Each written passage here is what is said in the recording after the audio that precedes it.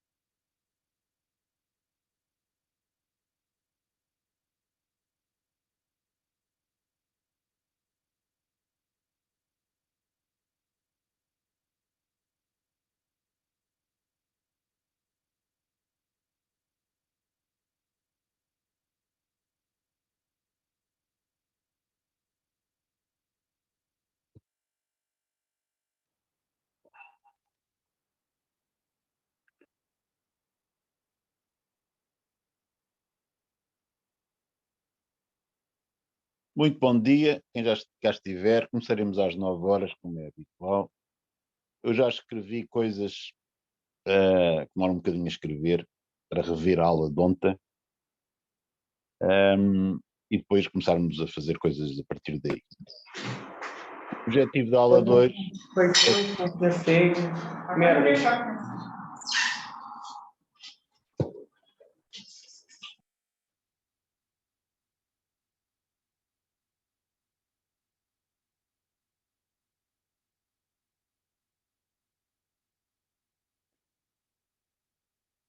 dizer que o objetivo da aula 2 é fazer aplicações do teorema de Taylor para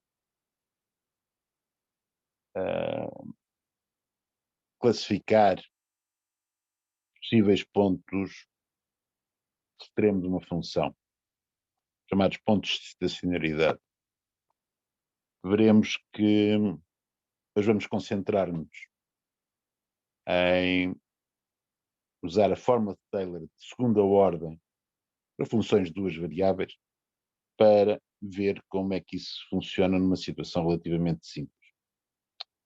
Deixaremos mais variáveis e utilização da fórmula de Taylor de ordem superior, que às vezes é necessária, para a semana que vem. A aula 2 é a última aula teórica com matéria para o teste. Esta matéria ainda vem para o teste. Aquilo que faremos para a semana na aula teórica, já não.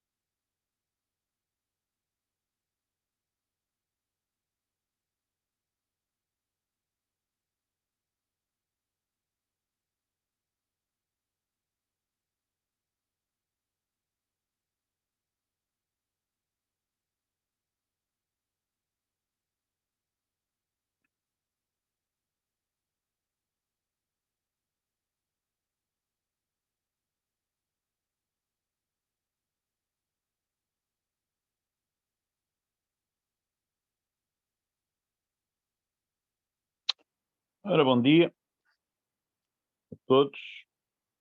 A aula de hoje destina-se a aplicar a fórmula de Taylor, de que falámos ontem, para estudar a classificação de possíveis pontos de extremo em pontos interiores, de funções de classe C2, pelo menos. Hoje lidaremos essencialmente com funções de classe C2 e de duas variáveis, para não complicarmos demais o que estamos a fazer logo no princípio. Convém rever o teorema de Taylor, da aula de ontem, que já está aqui escrito, talvez não exatamente com as mesmas convenções que usei ontem, mas perfeitamente equivalente. Portanto, se eu tiver uma função de classe CK no interior do seu domínio, e se tiver um ponto interior ao domínio, eu chamei aqui x0, então posso aproximar num certo sentido. Esse certo sentido, claro está, refere-se no sentido deste limite, que eu vou marcar agora aqui com um asterisco verde, a função de um polinómio de grau menor ou igual a k.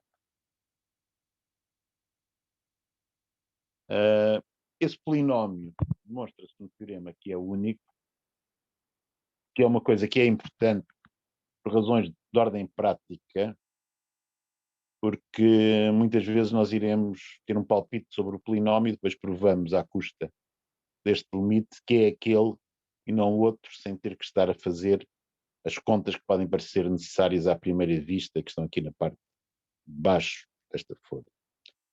Ou seja, não podemos evitar calcular não sei quantas derivadas parciais para calcular o polinómio de Taylor e descobri-lo toda uma assentada, desde que tenhamos cuidado em verificar que este limite de facto é verificado.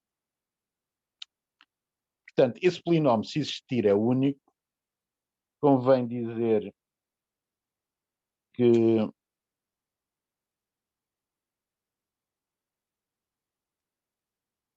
demonstração do teorema tem essencialmente duas partes. Uma que tem a ver com esta unicidade. Mostrar que o polinómio é único é algo que se faz de maneira similar ao mostrar que a aplicação linear, a derivada, era única quando fazemos a definição de diferenciabilidade, e logo a seguir vamos verificar que é única. Ou seja, pegamos no limite para dois polinómios, estes dois limites têm que ser iguais a zero, portanto têm que ser iguais entre si. Vemos que aqui se dá o limite da diferença dos polinómios a dividir por norma de x menos x0 levantado a k é igual a zero, e como a diferença dos polinómios é um polinómio de grau menor ou igual a k, depois de coçar a cabeça um bocadinho, consegue provar que é o único polinómio de grau menor ou igual a k que serve é o polinómio nulo, ou seja, que os dois polinómios que nós tínhamos considerado têm que ser exatamente iguais. Portanto, a unicidade é simplesmente isso. Para mostrarmos que de facto existe o polinómio e sabermos calculá-lo, portanto, sabermos calculá-lo é algo que aparece necessariamente a demonstrar o teorema. O que se faz não é nada de extraordinário, de facto, mas que facilmente pode ficar afogado em contas se não tivermos cuidado. Simplesmente nós consideramos uma função auxiliar que corresponde a restringir a função f, que está no enunciado do teorema, a um segmento de reto, e depois escrevemos, usando a fórmula de Taylor para essa função auxiliar, g de 1 como g de 0 mais g' de 0 vezes nada, vezes 1, mais 1 meio g duas linhas de 0, mais até chegarmos à ordem k,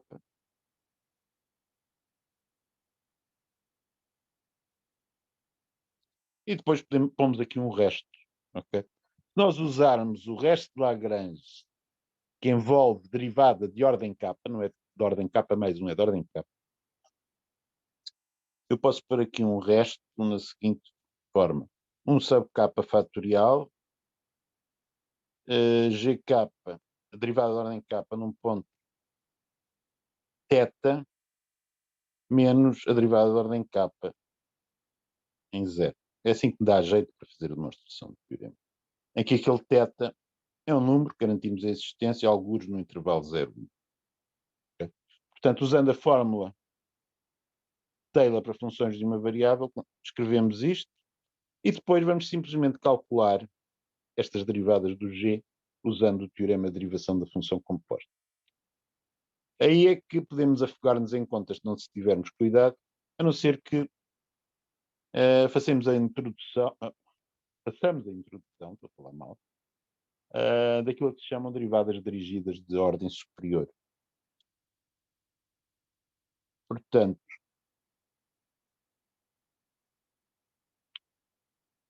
as derivadas dirigidas de ordem superior definem-se recursivamente, à custa daquilo que sabemos que ser uma derivada dirigida. Digamos, podemos dizer, a derivada dirigida de ordem 0 é simplesmente a identidade, deixa a função, para a função nela própria.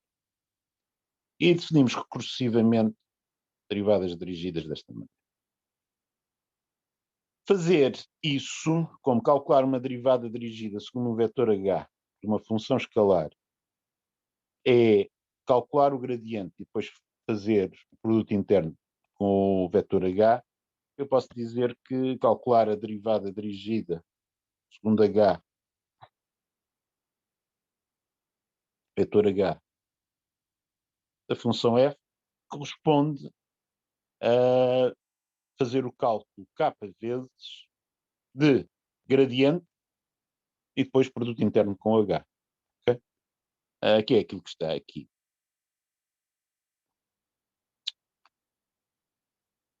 De maneira que, usando isso e depois traduzindo aquelas derivadas de G na origem que tínhamos na outra folha, em derivadas dirigidas do f, nós arranjamos o polinómio de Taylor, que é aquele que está aqui.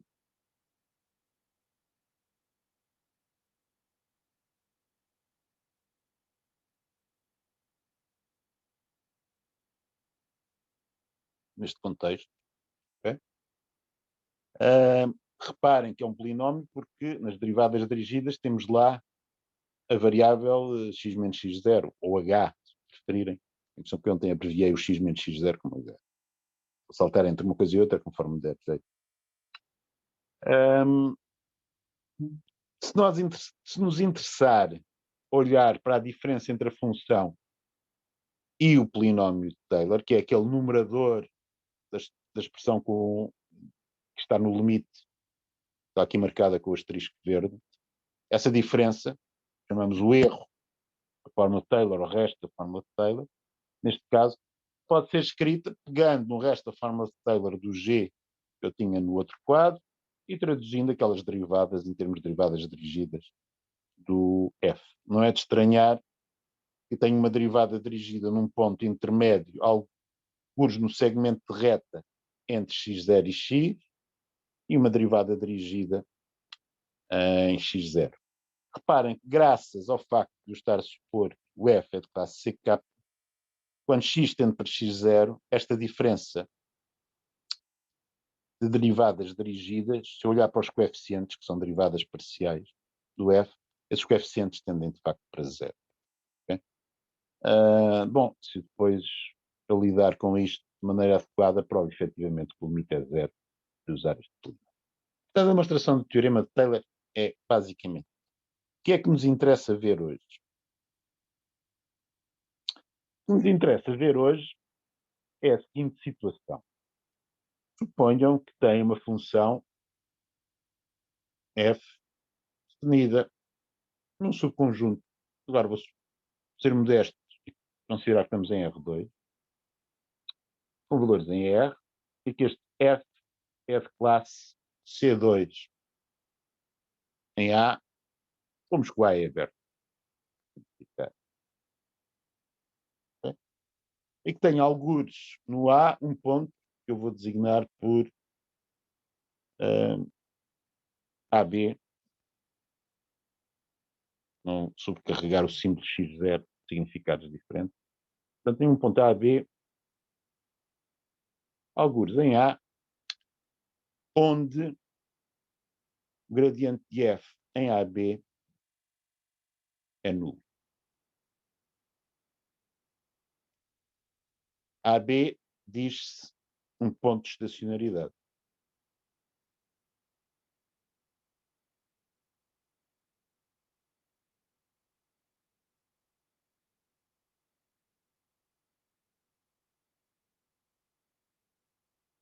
Dizer que o gradiente é nulo é a mesma coisa que dizer que df dx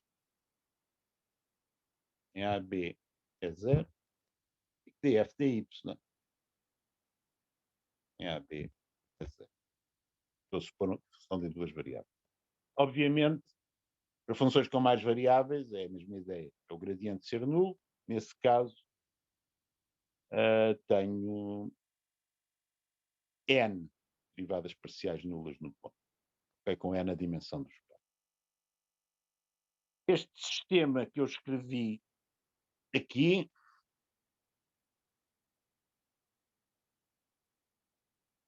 chama-se sistema de estacionariedade de F.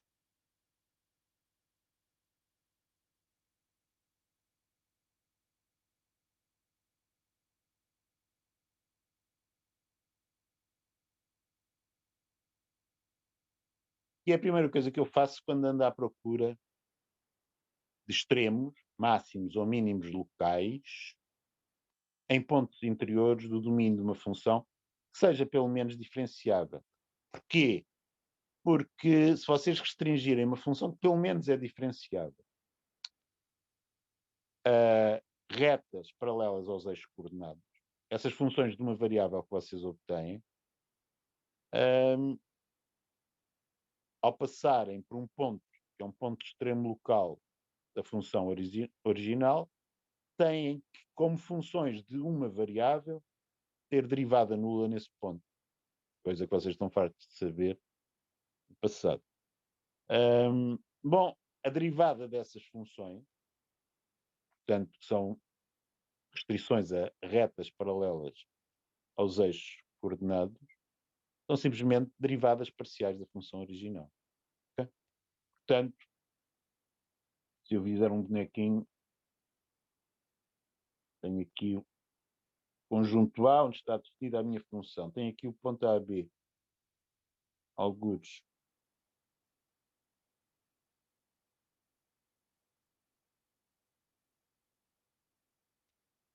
o que eu vos estou a dizer é que se vocês restringirem, se a função tiver ali um extremo local, máximo ou mínimo local, e restringirem a função a um segmento suficientemente pequeno para estar dentro do A, coisa que é possível, porque eu estou a supor o A aberto, se este segmento for paralelo ao eixo do X, vocês veem que esta restrição tem que ter um extremo em A, coisa que é traduzida na derivada parcial de f em ordem x em AB ser zero. E podemos fazer a mesma coisa relativamente à outra direção, okay? Restringindo a um segmento vertical. Portanto, tirámos partido desta ideia, se vocês estiverem lembrados, quando discutimos o teorema de Weierstrass, em que tínhamos um exemplo em que tínhamos uma função definida num triângulo plano e que estávamos à procura de extremos dessa função. Encontramos mínimo na fronteira do triângulo, mas para encontrar o máximo tinha que ocorrer num ponto interior ao triângulo e para localizá-lo, o que nós fizemos foi criar o sistema de estacionariedade e resolvê-lo. Resolver o sistema de estacionariedade nem sempre é fácil, porque em geral é um sistema não linear e nós quando conseguimos, é usando técnicas ad hoc para tentar determinar as suas soluções. Okay? naqueles exercícios que aparecem em testes, exames, coletâneas de problemas, claro está, consegue-se resolver o sistema de estacionariedade. Em geral, é uma impossibilidade algébrica, não é? Mas para funções relativamente simples conseguimos fazer. Portanto, é condição necessária, portanto, é necessário para que uma função diferenciável tenha um extremo local num ponto interior do seu domínio, que o gradiente se anule nesse ponto.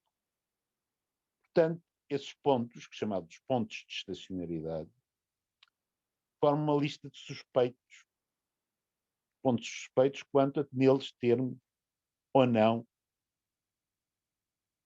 ponto extremo da função. O que vamos ver hoje é que, à custa da forma de Taylor, é possível, em certas circunstâncias, decidir se efetivamente são pontos de extremo ou não. Porquê? Porque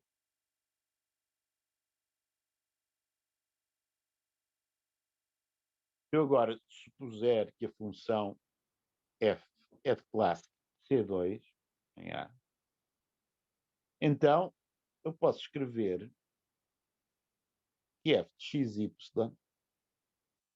é igual ao f de AB.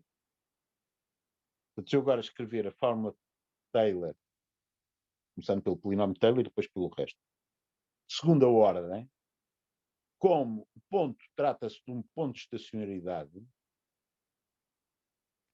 o termo de primeira ordem do polinómio de Taylor anula-se. Okay? Portanto, apareceria aqui a derivada dirigida segundo o vetor x menos a, y menos b de f no ponto AB, mas isto é zero, pois o ponto é de estacionariedade. Okay? A seguir, aparece no termo de segunda ordem do polinómio de Taylor. Portanto, que será uma derivada dirigida de segunda ordem, segundo o vetor x menos a, y menos b, e f no ponto AB. Mais o resto. Ok? Vou chamar o resto E relativo ao F, relativo ao AB e relativo ao XY. Portanto, depende destas coisas todas. O que eu sei, e a única coisa que é importante, é que não preciso escrever explicitamente o que é aquele resto, não preciso do resto de Lagrange para fazer isso. Sei que o limite, quando XY tende para AB, daquele resto,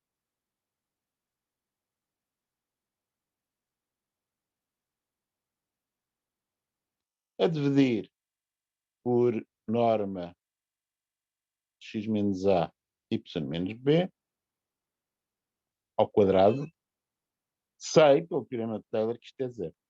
Okay?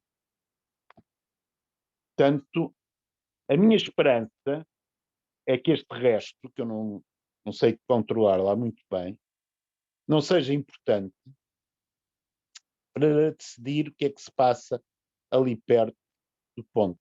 Porque se eu estou a estudar extremo, aquilo em que eu estou interessado é olhar para a diferença entre o valor da função num ponto xy perto do AB e o valor do f do AB. Portanto, eu gostaria de saber o que é que posso dizer relativamente ao sinal desta diferença.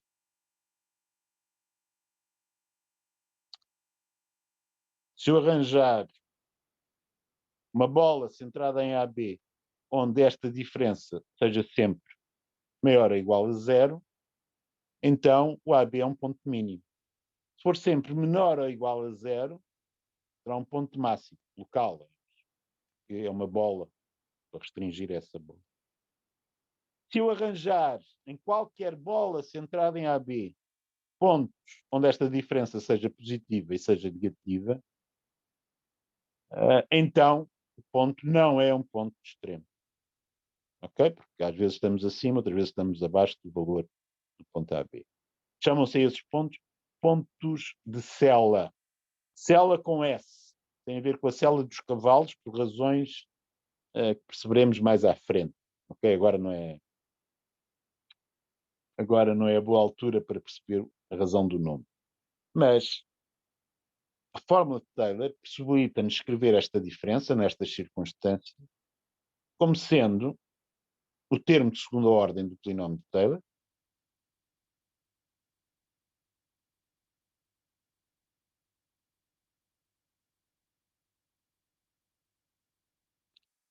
mais o resto.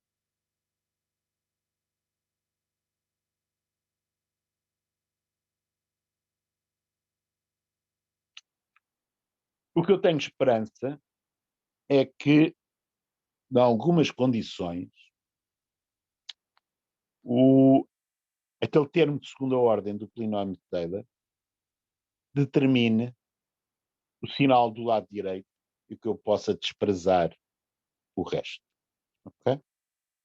Vamos ver como é que fazemos isso. Vamos fazer isso usando uma propriedade muito simples das derivadas dirigidas. É esta.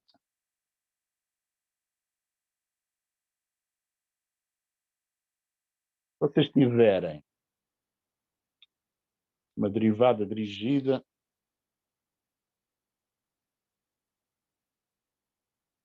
de ordem k, como um vetor h e f, num certo ponto, a propriedade geral não tem nada a ver com a situação que eu estou a analisar ali de duas variáveis, ok? Portanto, em geral, isto é calculável por h interno gradiente aplicado k vezes, eu não preciso de parênteses, se por acaso vocês dividirem ambos os lados desta igualdade por norma da H levantada a K,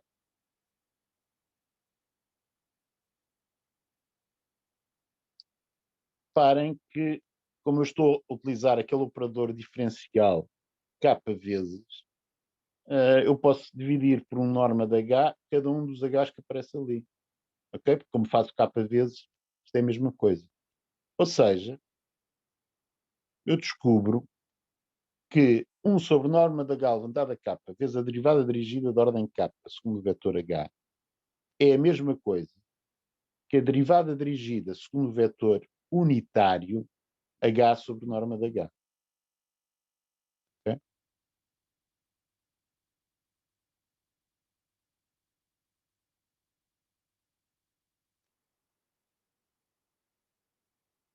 Portanto, quando divido por norma de H levantada a K, a derivada dirigida de ordem K, obtenho a derivada dirigida segundo um vetor unitário, normalizado, mesma direção, sentido, mas com norma 1. Okay? Isso dá-nos uma ideia para estudar o sinal daquela diferença que eu tinha na página anterior. Ou seja, eu posso, considerando agora k igual a 2,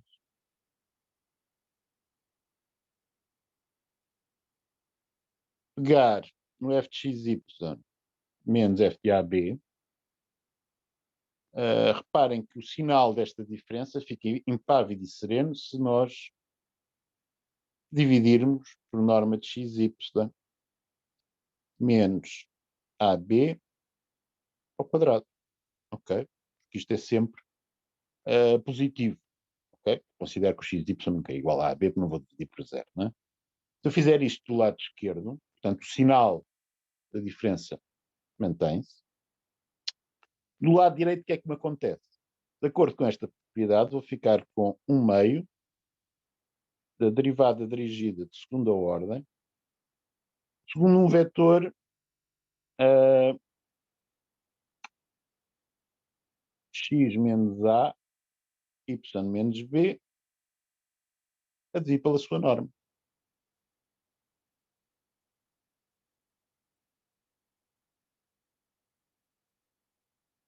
Ao quadrado.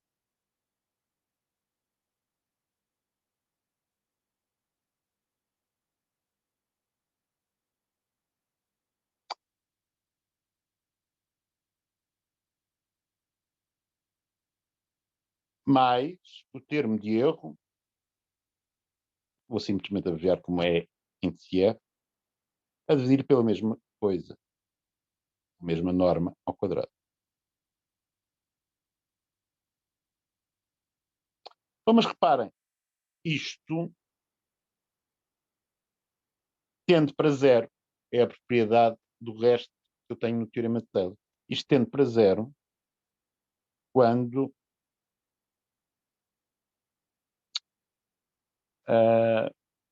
xy tende para AB.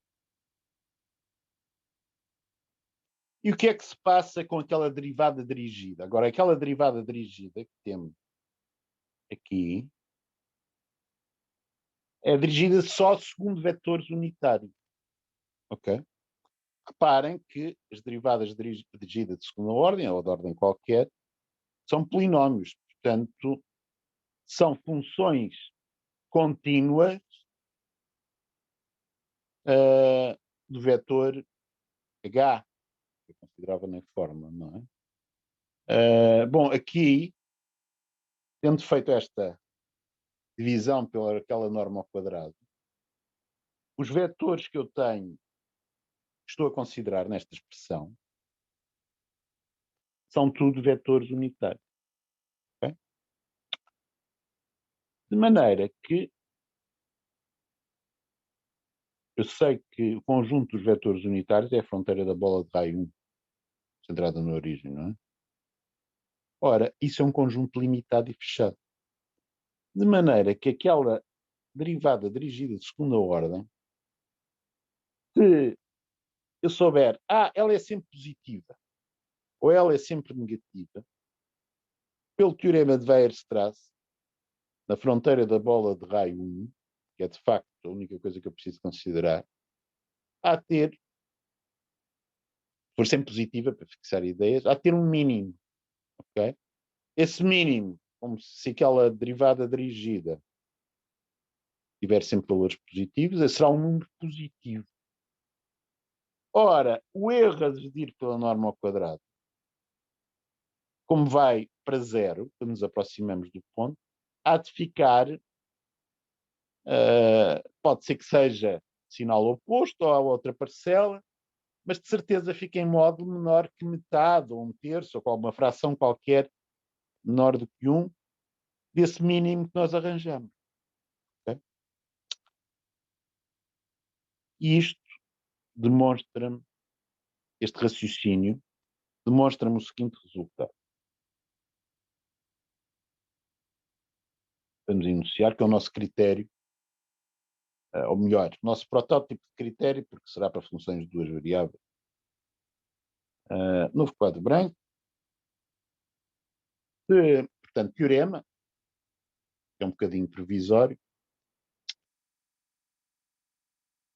Se eu tiver F dividida em A, contido em R2, A aberto, F de classe C2 em A.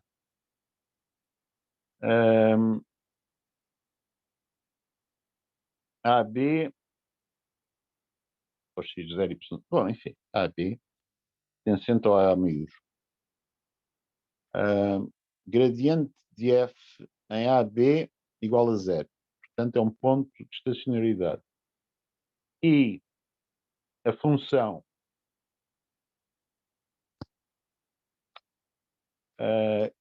que H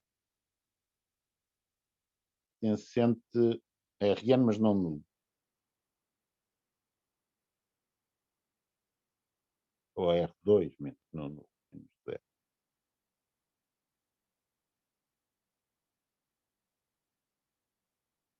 Associa a derivada dirigida de segunda ordem, segunda H, de F no ponto AB, só tomar valores, agora temos duas possibilidades, nitidamente aquele raciocínio tanto dá para os positivos como para os negativos. Valores positivos respectivamente negativos,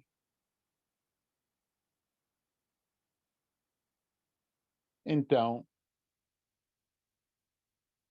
AB é um ponto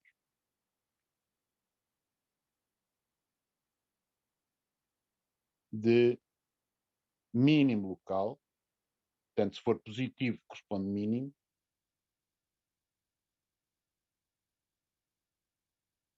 Os f de x, y são maiores ou iguais ao f de AB, não é? Respectivamente, máximo local.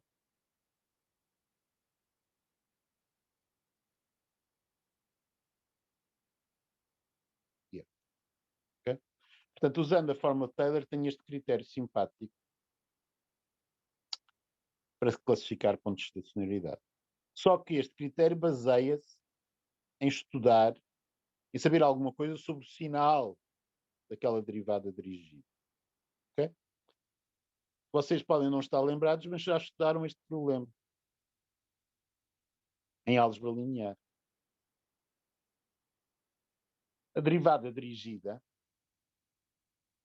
segunda ordem,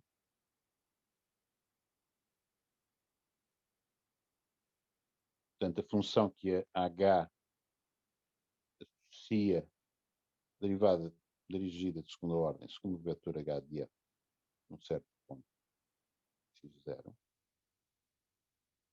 E isto não só para a dimensão 2, mas na dimensão qualquer. Esta função é um polinómio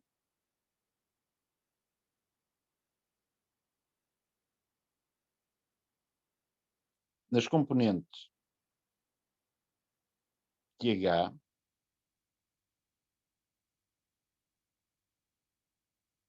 de grau 2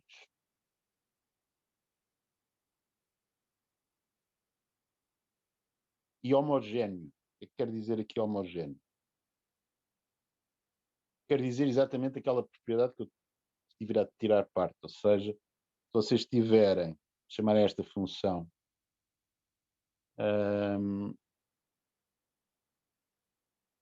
g de h, okay? O g de lambda h é igual a lambda quadrado g de h, qualquer que seja o lambda real. Okay? Ou, por outras palavras, cada monómio daquela que aparece naquela derivada dirigida, que é um polinómio, é de grau 2. Em particular, vamos ver exemplos de coisas dessas.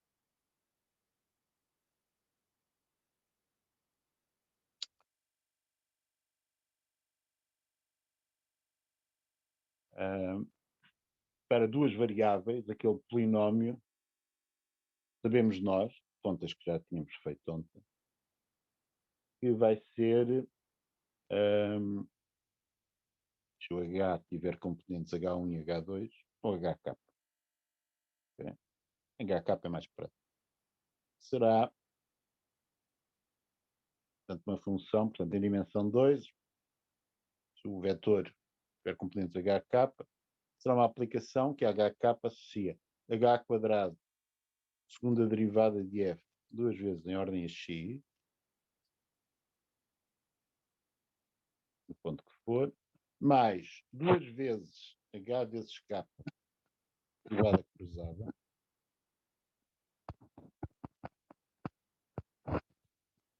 mais k quadrado, d2f dy2 de ab. Okay? Isto é aquilo que se chama uma forma quadrática. Os polinómios homogéneos de grau 2 chamam-se formas quadráticas. Vocês estudaram-nos em álgebra linear, quando estudaram formas quadráticas,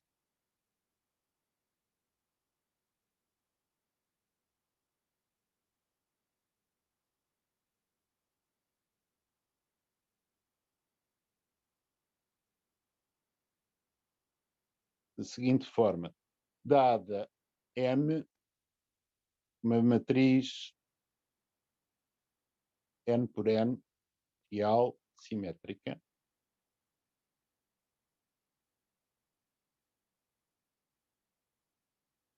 vocês consideravam x interno mx. Okay? Isto é uma forma quadrática. E qualquer forma quadrática é um polinómio homogéneo de grau 2, reciprocamente. Okay? Portanto, qualquer polinómio homogéneo de grau 2 pode-se escrever nesta forma para uma certa matriz real simétrica única. Okay? Naquele caso particular que temos ali em cima, em dimensão 2, o que eu vos estou a dizer, se pegarem um vetor xy, fizerem o produto interno com esta matriz,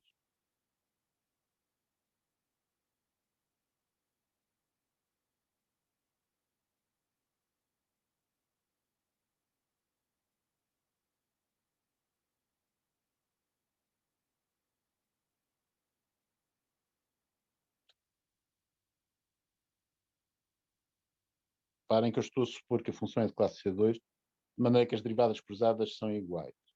Okay? De maneira que eu pus D2F, dx, dy, os elementos fora da diagonal principal, não estou a cometer nenhum erro. Mas deveria, em geral, pôr por ordem, trocar a ordem aqui. Mas notem, na única situação que me interessa, que é de classe C2, os elementos fora da diagonal são iguais nesta matriz. Okay? Portanto, a matriz é simétrica.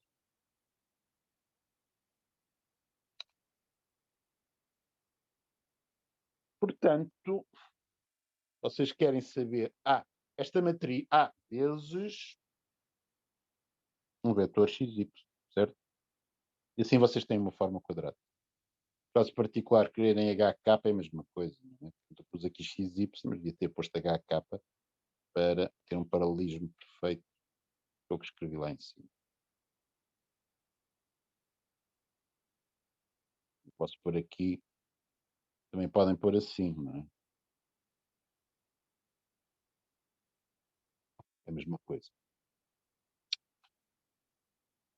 Pois bem, vocês estudaram formas quadráticas e arranjaram maneiras de classificar formas quadráticas em termos de sinal.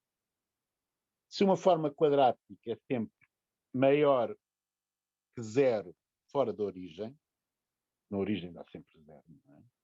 Vocês dizem que a forma quadrática é definida positiva. Okay? É melhor escrever essas coisas, senão ainda nos baralhamos, não é? Portanto, se Q de Rn em Rn é uma forma quadrática. Em Rn.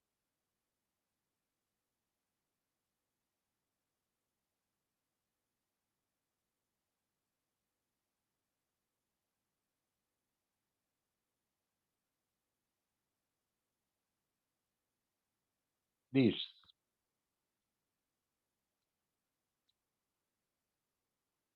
definida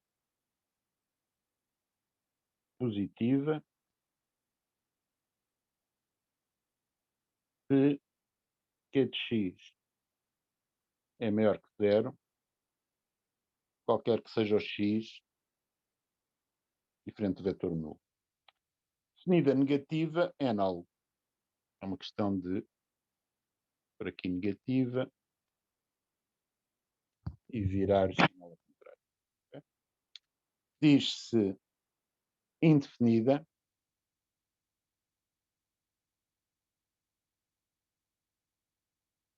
se existirem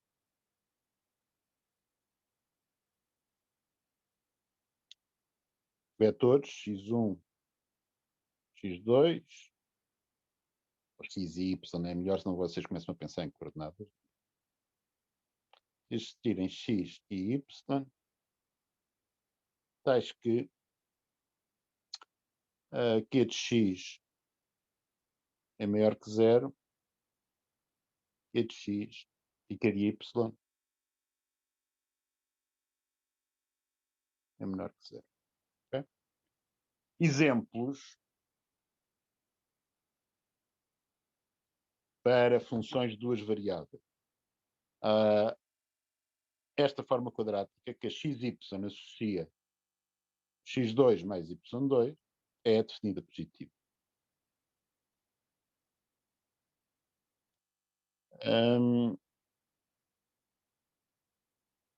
Se considerarem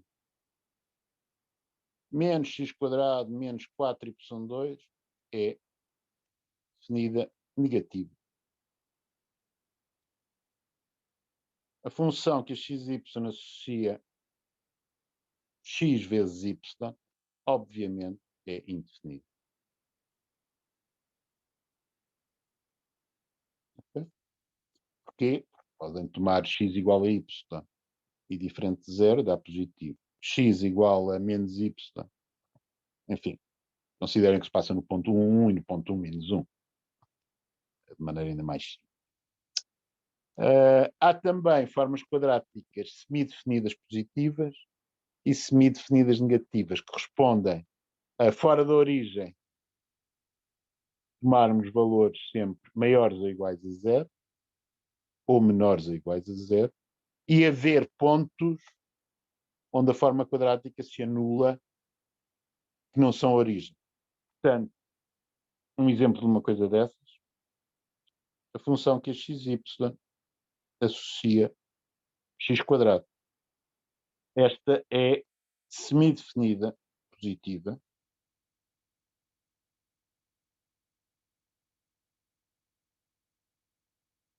Pois no vetor 0, 1 está 0. No entanto, o vetor 0, 1 não é o vetor nulo. Okay?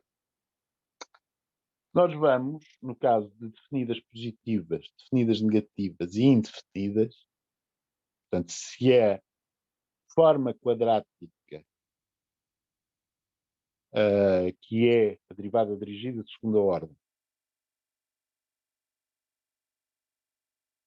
for definida positiva, definida negativa ou indefinida, conseguir tirar conclusões sobre o problema que estamos a considerar. Vamos concretizar isso.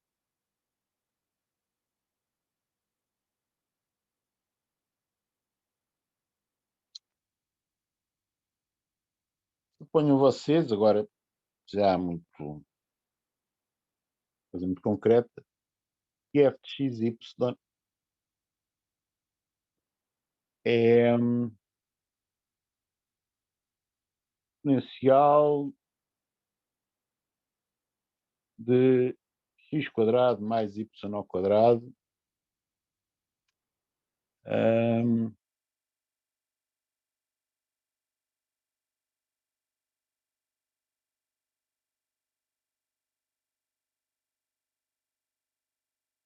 mais xy.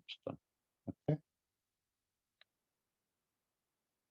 Reparem que df dx é 2x vezes aquela exponencial. O df dy é 2y vezes a exponencial. Portanto, df dx de 0, 0 é 0. E a mesma coisa que se passa com o df dy de 0, 0. Ok? Portanto, 0, 0 é um ponto de estacionalidade.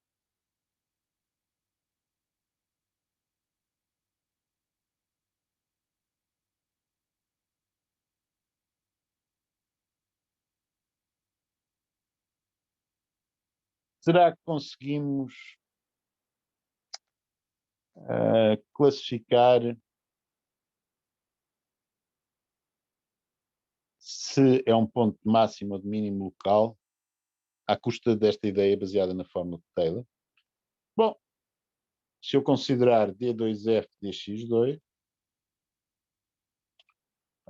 que é que isto dá? Dá 2 vezes a exponencial mais 4x², vezes a exponencial. O D2F dy2 dá algo similar com aquele 4x² trocado por 4y².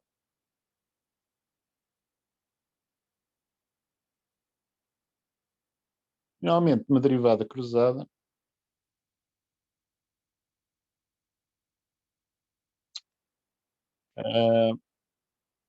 se eu derivar em ordem a y na derivada parcial em ordem a x, por exemplo, dá-me 4xy potencial de x2 mais y2 mais 1. Okay? Portanto, se eu construir a matriz hessiana, aquela matriz de derivadas parciais, chama-se matriz hessiana, e a sua notação standard em matemática, escrever um H para hessiana, era um senhor chamado S, H-E-S-S-E, relativamente ao qual estamos a homenageá-lo, chamado de hessiano. H maiúsculo índice F, um ponto XY, o que é? Bom, o elemento na posição 1, 1 é a segunda derivada em ordem a x duas vezes, calculada em 0. Eu quero em 0, 0, não é? É aí que isto me interessa. Okay. Confesso que é para poupar espaço e a matriz caber aqui. Em 0, 0, quanto é que isto vale? A segunda parcela é nula, a primeira dá 2. Okay. Em ordem y duas vezes, é a mesma coisa. Derivada cruzada vai dar 1. Okay. E agora eu tenho que decidir. Esta matriz 2 por 2 define uma forma quadrática. Será definida positiva, definida negativa? Como é que é? Ora bem, em álgebra linear, vocês aprenderam a classificar formas quadráticas. À custa de quê? À custa dos valores próprios da matriz. Okay? Como é que eu determino os valores próprios desta matriz? Subtrai esta matriz lambda vezes a identidade e calculo o determinante igual a 0, as raízes são os valores próprios. Okay? O que é que isso dá neste caso particular? Portanto, tem uma maneira possível, não é? Outra maneira possível é sermos engenhosos, portanto, quando isto é 2 por 2, posso fazer coisas que correspondem a completar o quadrado. Okay? Portanto, coisas mais, sem saber álgebra linear. Esses critérios baseados nos valores próprios têm interesse em dimensões superiores, já não consigo passar sem ele. Não é? Mas dizia eu, se eu quiser fazer determinação de valores próprios, eu tenho que fazer é calcular o determinante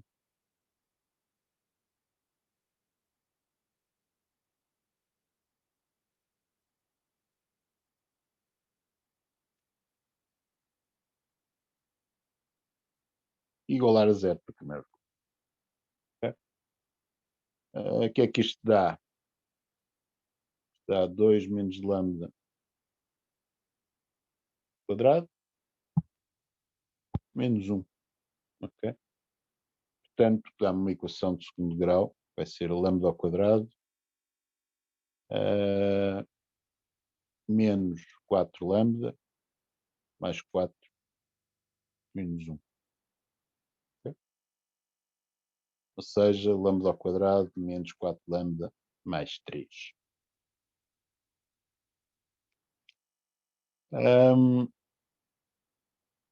Bom, e agora é uma questão de determinar as raízes deste polinómio de segundo grau, não é? Quais são? 4 mais ou menos raiz quadrada de b ao quadrado 16 menos 12 sobre 2, não é? O que é que isto dá? 4 mais ou menos 2 sobre 2.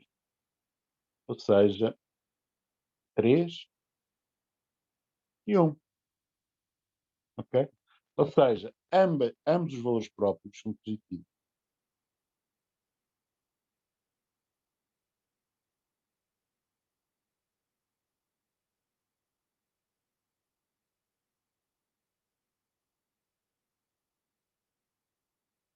E agora, entre a álgebra linear, nós sabemos que se todos os valores próprios forem positivos,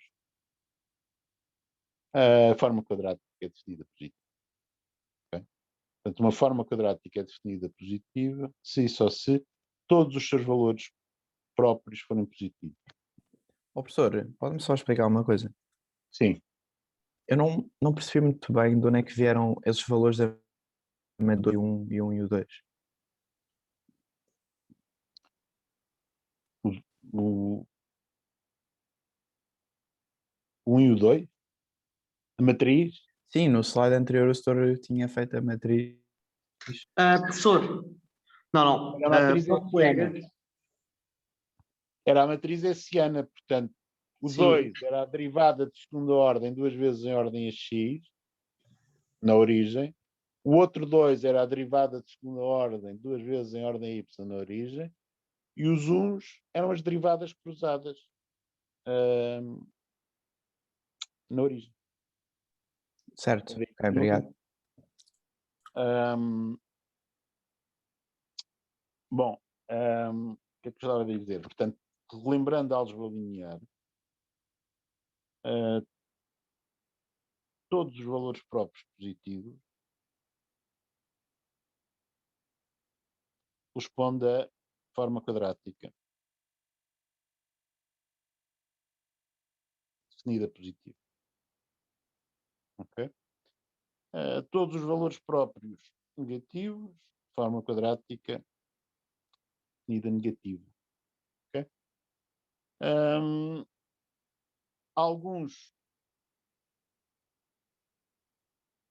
valores próprios maiores que zero e outros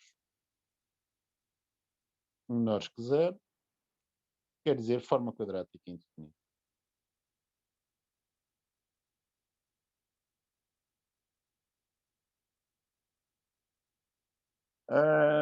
Se alguns forem positivos e outros forem zero, a forma quadrática é semi-definida positiva. Se alguns forem negativos e outros forem zero, é semi-definida negativa. Com semi-definidas, enfim, vamos esquecer por hoje.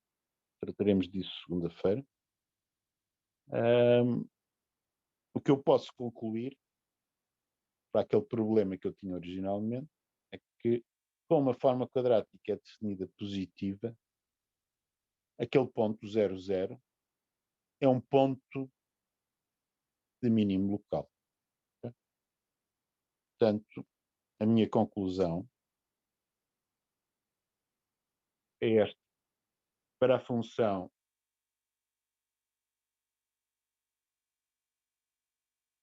f de x, y,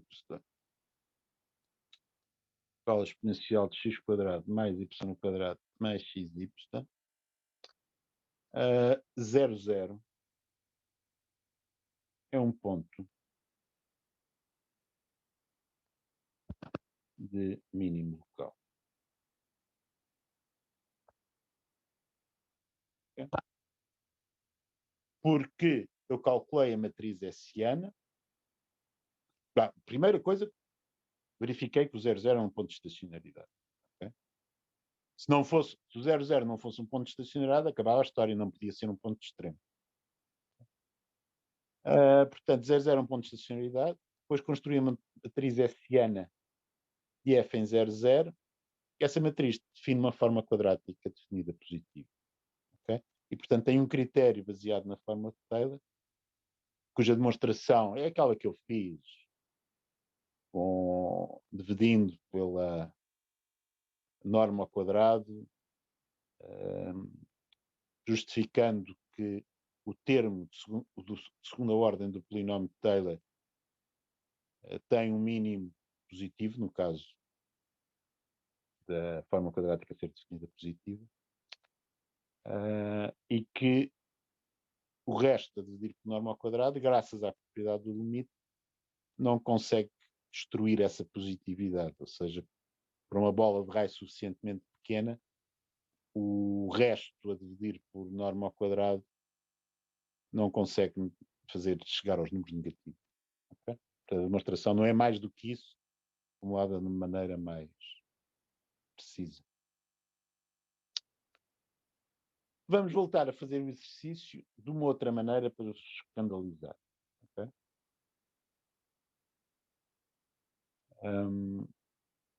Da seguinte forma.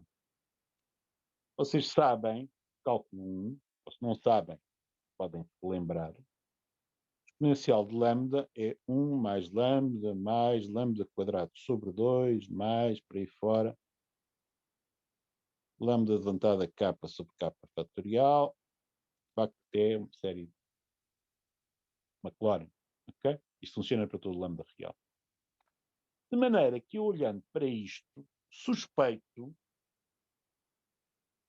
que o exponencial de x quadrado mais y ao quadrado se consegue arranjar pegando no lambda e substituindo por x quadrado mais y ao quadrado. Ou seja, 1 mais x quadrado mais y ao quadrado mais x quadrado mais y ao quadrado, dividido por 2, mais, por aí fora, por aí fora, por aí fora, x quadrado mais y ao quadrado, juntado a k, dividido por k fatorial, continuando. Okay?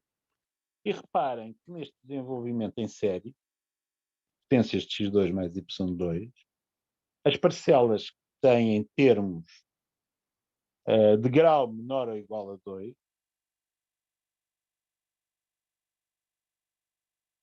são simplesmente estas. Todas as outras têm grau maior ou igual a 4. Okay? De maneira que uma pessoa engenhosa diria, olhando para isto, aquele 1 mais x2 mais y2 é capaz de ser o polinómio de Taylor de segunda ordem da exponencial de x quadrado mais y ao quadrado. Uma pessoa cética diria, tens a certeza disso? Bom, se eu for verificar aquela propriedade do limite do teorema de Taylor, talvez consiga justificar isto. E consegue-se. Okay? De maneira que, olhando para aquela função f,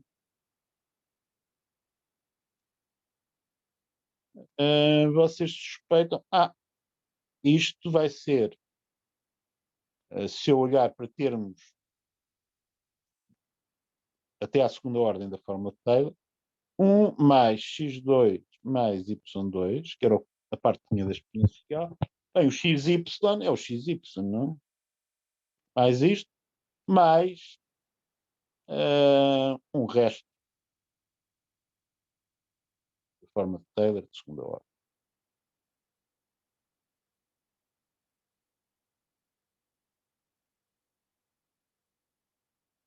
E embora eu esteja a fazer isto de maneira muito rápida, este argumento pode se tornar perfeitamente preciso. Ou seja, eu sem fazer uma única derivação, tive um palpite que até está certo.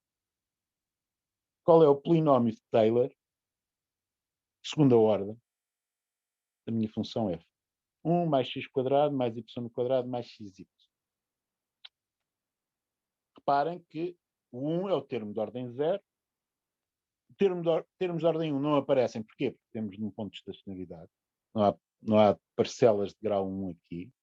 Não é de espantar. E que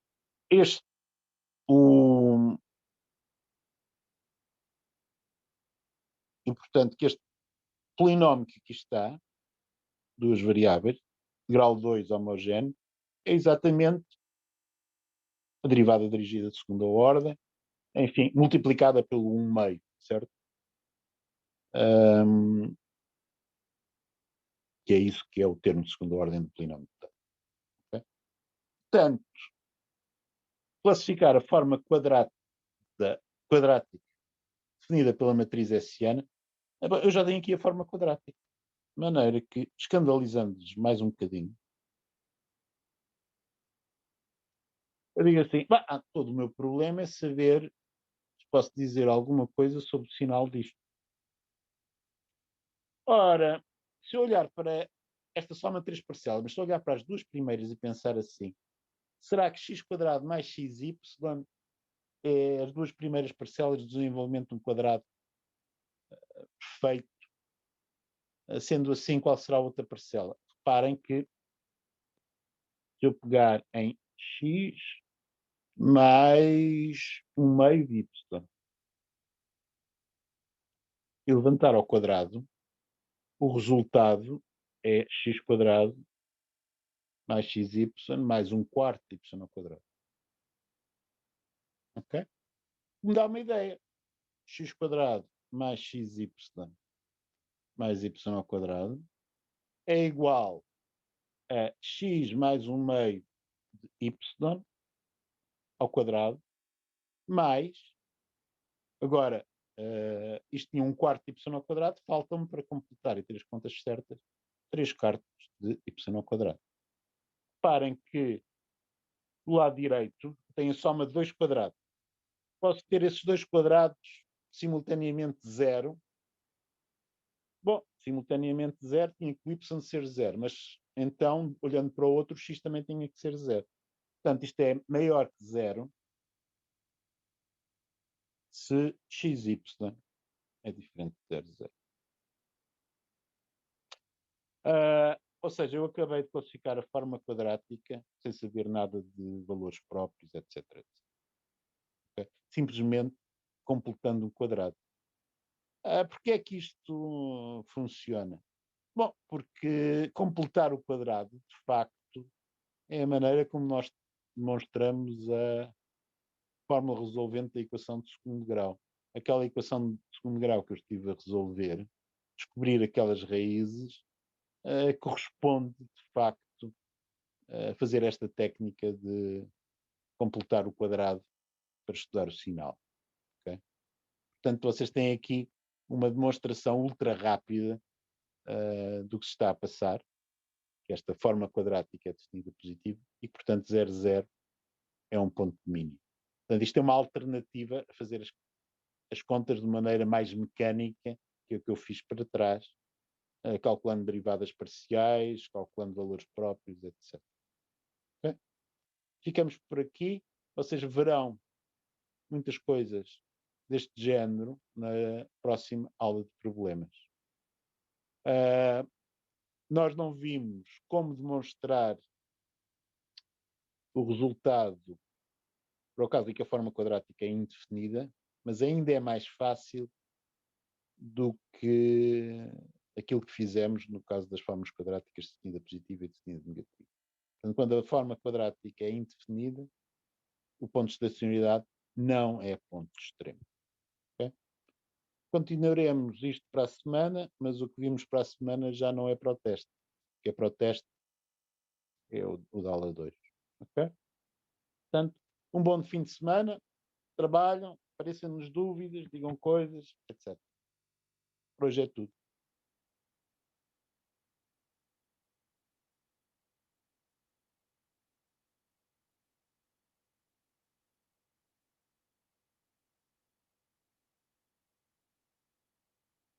Não há questões? Então vou fechar.